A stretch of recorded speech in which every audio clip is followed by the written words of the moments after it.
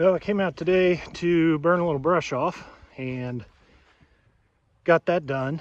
But I wanted to stick around a little bit to make sure it didn't flare back up.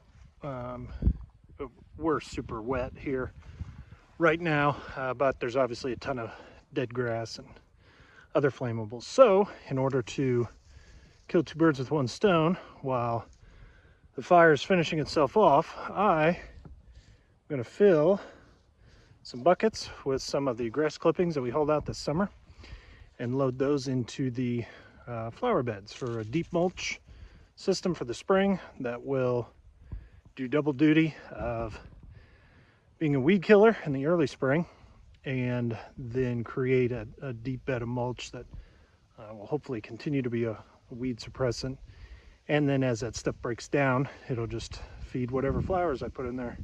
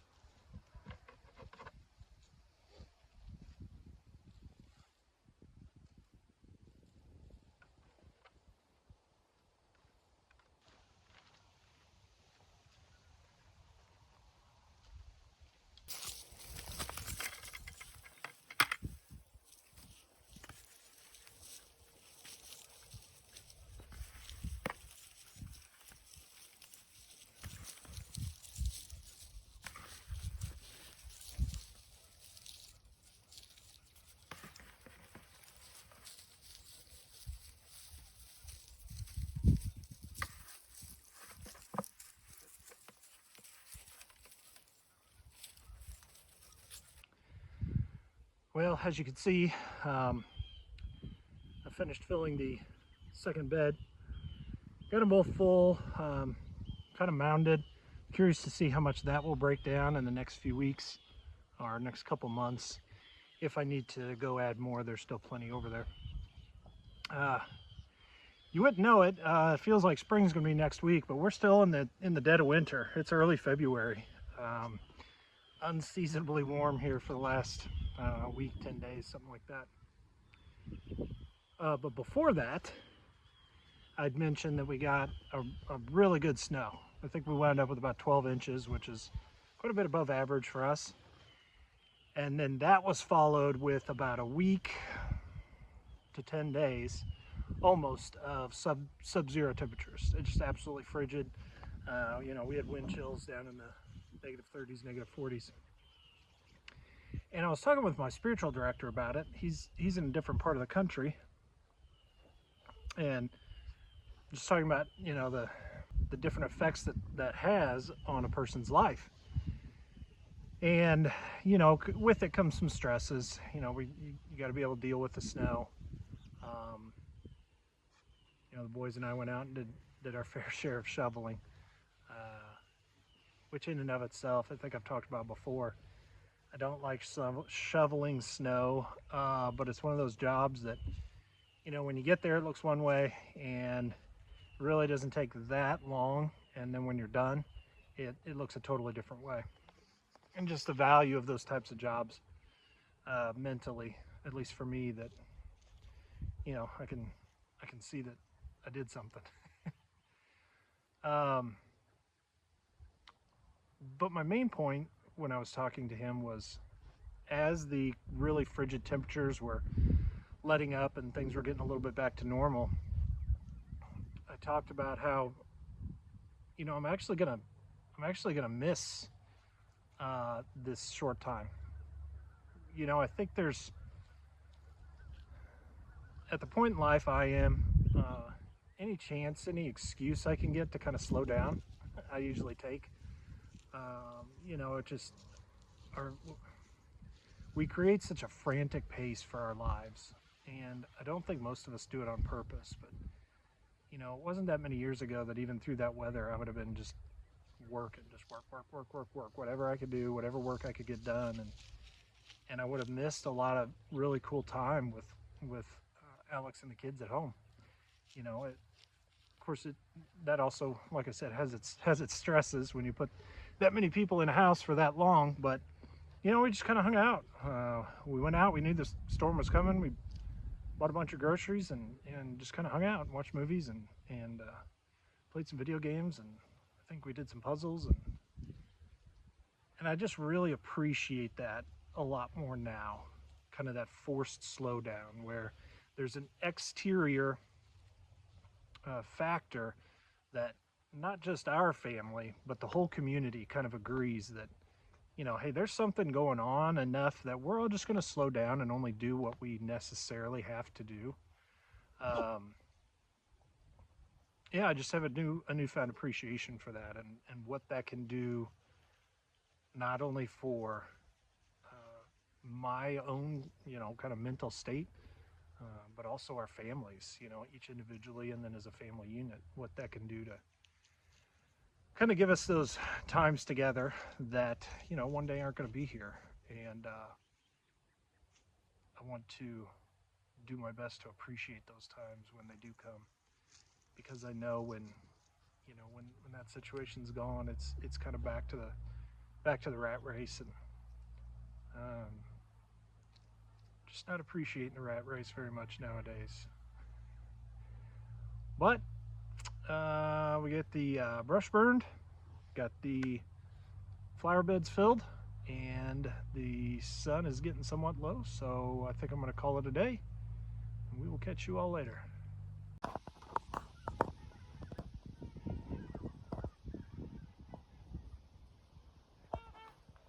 Of course, the second I picked the camera up, they quit honking, but a whole flock of geese just flew by, and man, were they loud.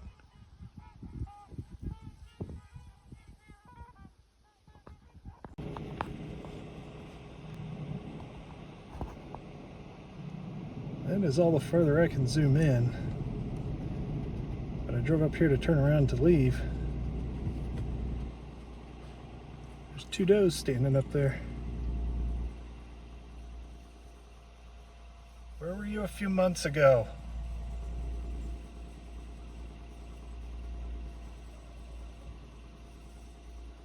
Well, that one on the left might be a buck. No, it's a doe. Let's see what they do as I drive.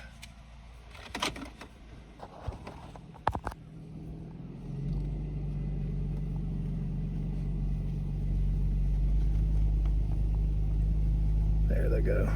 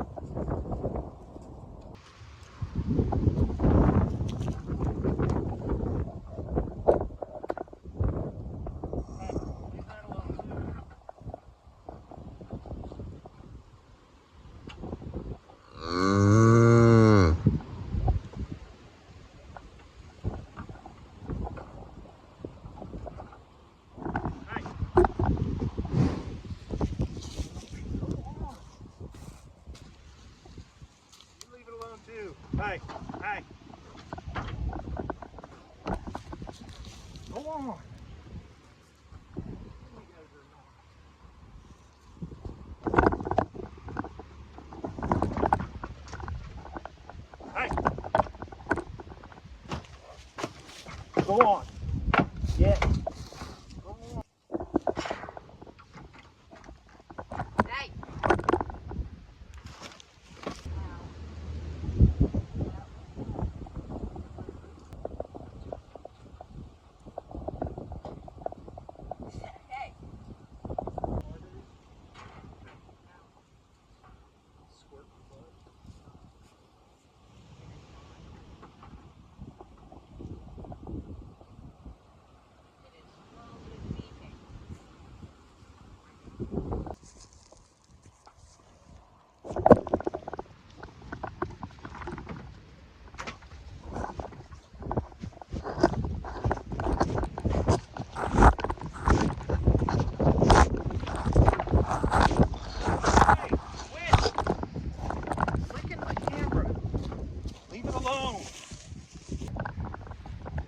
Inspectors are all over us today.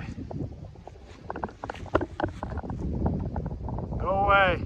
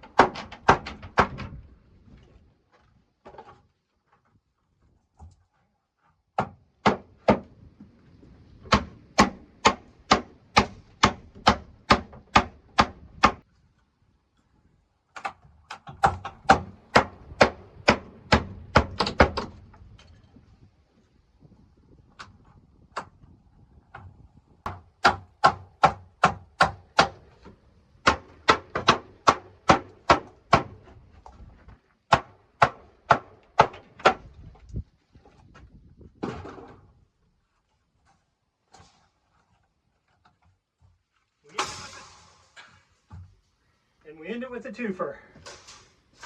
Woo!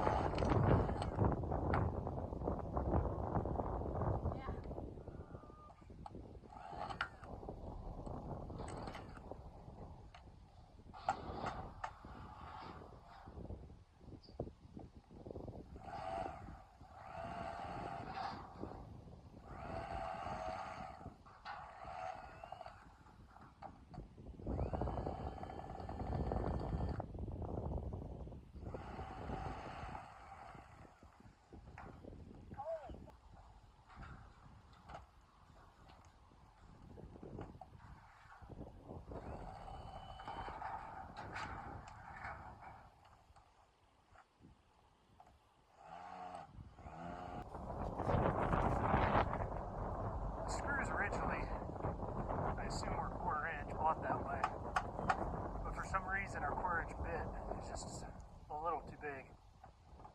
So a lot of them, it just strips out. So Thomas is going at it with a hammer and flat bar to try and pop the heads off, and I'm gonna see if I can get a few more to work around the backside. We'll check back in with you in a little bit. Okay, we are packing up for the day. Unfortunately, like with most projects I do with cordless tools, they run out of battery halfway through. Looks like we've got 3 panels left here on the front, and the entire backside left. Cut the metal off. At that point, we'll bring some shingle shovels and some tarps out. Looks like it just has 1 layer of shingles on it, so it won't be terrible. And then down to the roof deck, etc. So we're a little bit closer today. We put in a pretty good day's work. So we are going to call it. And get back out here soon and finish up the roof.